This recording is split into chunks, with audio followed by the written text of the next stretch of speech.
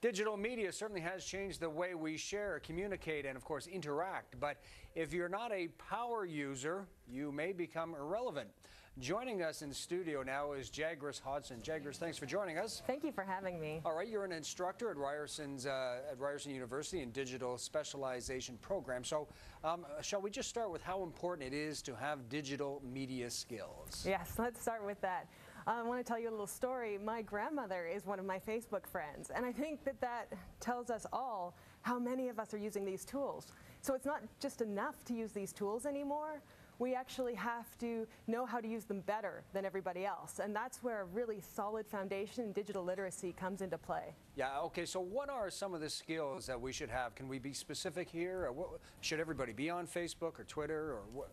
Well, you need to know what to be on and when to be on it. You need to know how to do things like search for what you need without Google. I don't know if you've heard really? how... Yes. Is that possible? Yeah, well, I get that a lot. But Google filters your search results now. It does. Yes, and it's not necessarily a bad thing. They're giving you personalized search results, and sometimes it helps you find what you need faster. Okay, quickly tell me where we can go without Google. What's an example? Well, there's social bookmarking now. People get together and they bookmark the links they feel are the most relevant.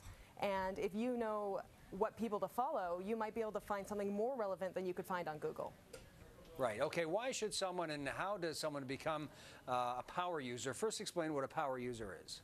Well, a power user is just that person who I was saying knows how to use the tools better than everybody else.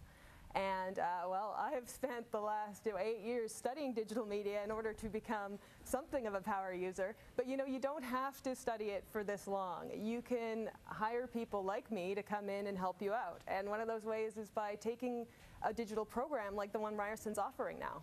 Right. And let's talk about digital media overall. How is it evolving? Where are we going from here? Because it's really rapidly changing, isn't it? Yeah, it's crazy. Studies have shown that, for example, Canadians aren't on their smartphones and tablets as much as they were last year. Now, this might be because these technologies are becoming so ubiquitous, we're just getting used to them. It's not as big a draw.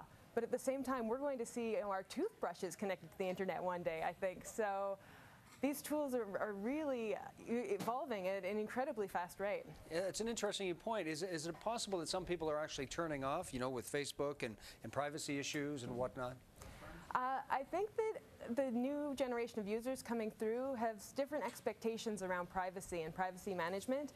That being said, I think that these tools are becoming more like your television or your radio or your toaster even, something that we have and that we use all the time, but isn't so much this novel new thing.